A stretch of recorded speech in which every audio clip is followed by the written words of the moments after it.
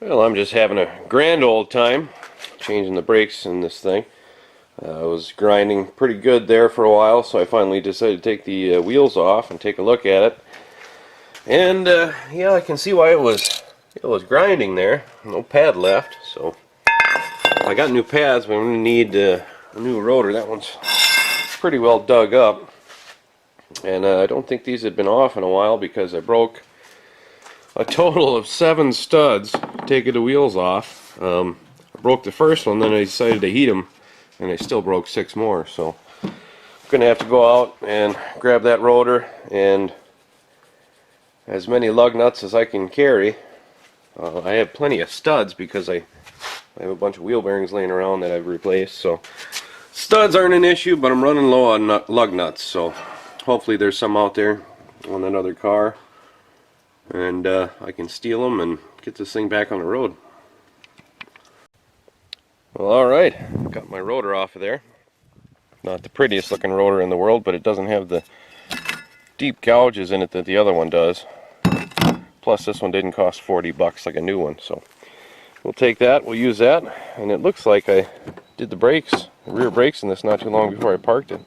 A lot of pad left, and there's still fresh grease on that bolt, so I'll probably throw that in the car just in case I need it. And the rest I'll just leave out. If I ever need to get a wheel bearing or something, it'll be right there. Leave it up on blocks. And I found 7 lug nuts. It only took 3 wheels to find 7 lug nuts, but I found them. So let's go throw my other car back together.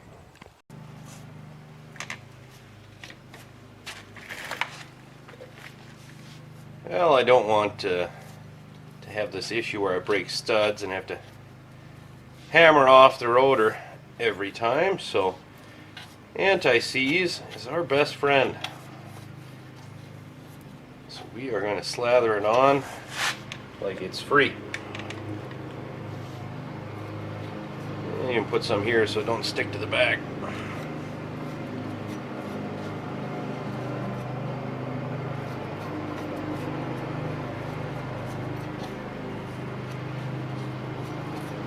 You know, I saw they sell this stuff in 55-gallon drums for use on ships.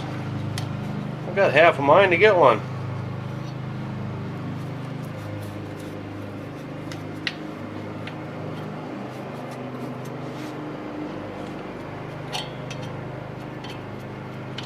Bunch on the threads, why not?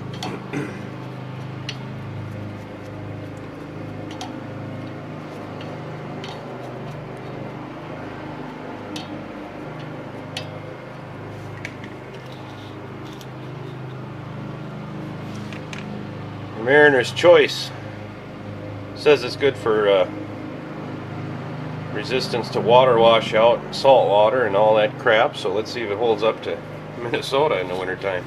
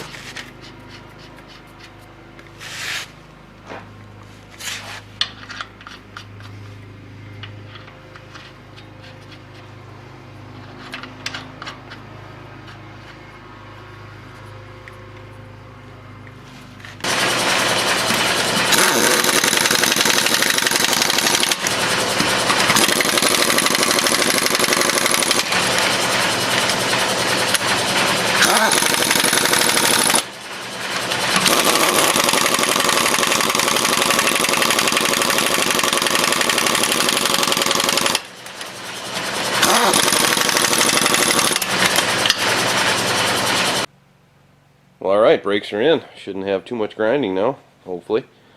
And I know people are going to say something, so I'll tell you right now, I torqued the lug nuts after I dropped the thing down. My gun doesn't have enough air pressure to over torque them anyway, so I need to do it on the ground. So no worries there, and people are going to wonder why I didn't just buy a new rotor rather than put that old scummy thing on. And reality is I only paid like $5 for those pads. They were wholesaler closeout or something I picked up just to have them. So it doesn't make any sense to buy a $40 rotor to save $5 pads. So throw in the old one, it'll stop, it'll work. Yeah, I kind of took a pretty good chunk of skin off my finger there. But nothing a little redneck band-aid can't fix, so. Car should work, should stop. Like a brand new car, should last on another 170,000 miles.